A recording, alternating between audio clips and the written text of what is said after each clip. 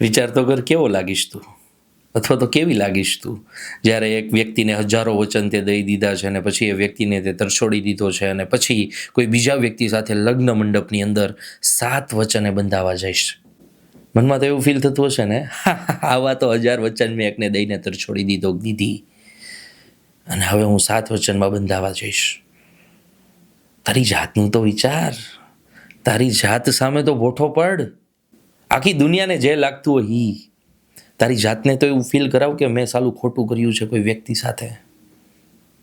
કદાચ એ વ્યક્તિ માફ કરી દેશે. કુદરત ક્યારેય નહીં કરે, કુદરત ક્યારેય નહીં કરે. અંદરથી જરા પણ અફસોસ થતો હોય ને તો પ્રાયશ્ચિત કરજે, પગે પડીને માફી માગી લેજે કે મારાથી ભૂલ થઈ ગઈ. વટમાં ન રહેતો. આ વટ એક દિવસ કોઈ બીજો કરી જશે ને, ઉપરવાળો પરમ તત્વ પરમાત્મા કરી જશે ને, ત્યારે તારી જિંદગીની પથારી ભરી જશે.